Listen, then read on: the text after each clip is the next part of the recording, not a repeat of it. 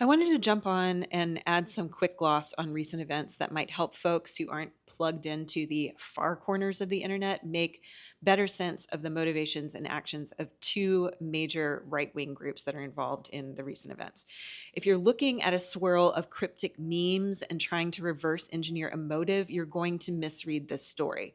What looks like politics is often subculture. What looks like a manifesto is sometimes a dare wrapped in a joke wrapped in a void. And two families on the right keep getting mashed together in coverage. There's the mainline far right Christian nationalism, and then the Groyper scene, especially its black pilled accelerationists. They overlap in rhetoric and enemies, but they don't want the same future and they don't use the internet in the same way. Groypers refers to a youth driven online far right scene that's associated with the America First brand, which is led by Nick Fuentes. Black pill comes from incel forums and signals fatalism. So, no improvement in humanity is possible, and thereby despair is rational. Acceleration in extremist contexts means stoking crises to hasten societal collapse. You can think of this as builders versus burners. And so for Christian nationalism in its hard right form, it's still builder energy. It insists that the nation is or should be explicitly Christian, prizes hierarchy, order, and a return to rightful social roles. But the strategy is institutional. They want to win elections, they want to pass laws, they want to staff the courts and capture the school boards and rechristen the public square. And you hear vocabulary about restoration and revival and sovereignty and virtue. And this imagined endpoint is a moral order enforced by the state. And even when their rhetoric gets apocalyptic, the plan is still state power.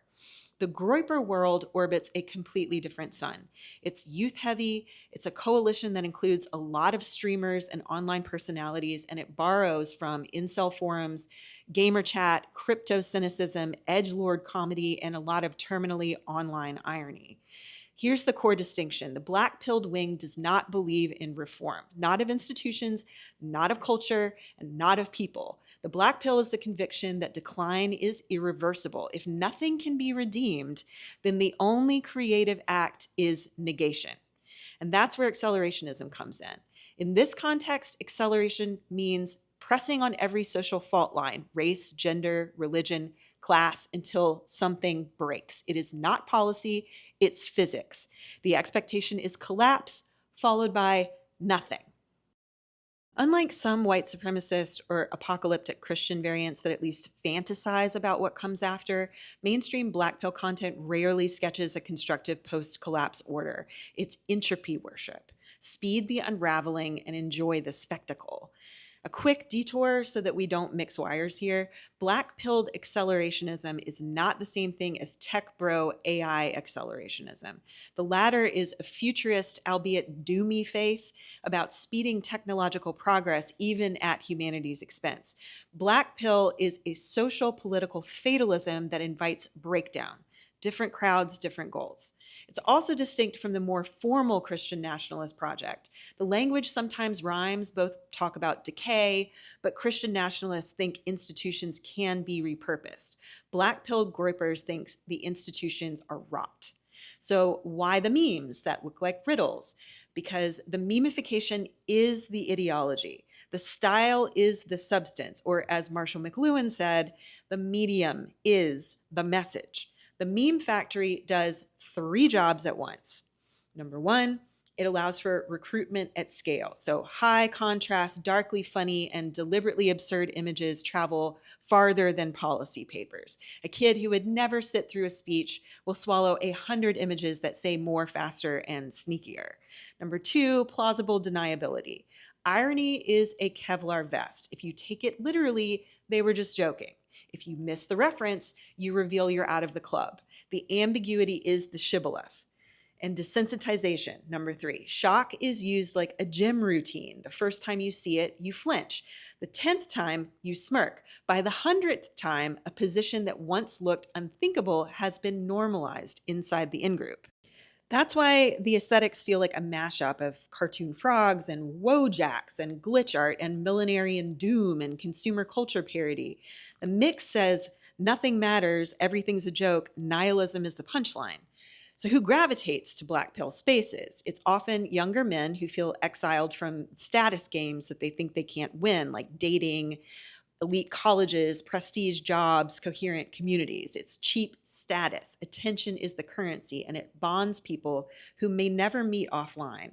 That helps explain the why behind cryptic inscriptions or symbol laden posts around real world incidents. From the outside, we assume conventional motives. Ideology leads to a plan, leads to an act. Inside Black Pill worlds, the act is also a content drop. It's performance for an audience that reads the references, a proof of membership to people you only know by handles. Decoding the references isn't about uncovering a coherent program. It's about recognizing an identity and a dare. Don't confuse the absence of a blueprint with harmlessness, however. A politics of negation can still inspire catastrophic acts because the metric isn't does it build, but does it break? This is why For the Lulz can be both a smirk and a sincerely held view that only destruction has meaning. However, not every meme holds the same ideology, so the same image can be repurposed by different factions. What matters is the cluster: fatalism, edgelord irony, collapse talk, and status seeking through shock. When analysts try to read an incident through the old left-right scripts, they're going to miss the performance layer. If the actor is steeped in black pill culture, the motive vector points as much toward in-group status and mimetic spectacle as it does toward any policy aim. That doesn't excuse anything. It just changes the explanatory frame. You're not parsing a legislative program. You're reading an attempt to turn reality into a toxic in-joke. Last piece: why the black pill is sticky. It packages three things people crave when they feel powerless: certainty, community, and a role. Certainty says the game is rigged and doomed. Community says we are the ones who get the joke. And a role says speed the ending. It is a toxic story. It's also tidy, and it's available 24/7 on your phone. The antidote is not to romanticize institutions that have failed people. It's to refuse the seduction of entropy as identity. Call the black pill what it is: a permission structure for cruelty wearing the mask of sophistication. Then do the unglamorous work of making meaning and belonging where spectacle can't compete. That is the difference in one line. Christian nationalism is a plan to rule. Black-pilled accelerationism is a plan to ruin.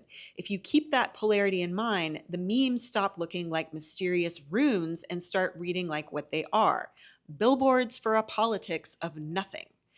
I have a corollary essay up in the Orange Place on kitsch and its role in mainline right-wing Christian nationalism if you're so inclined, but otherwise I will see you soon.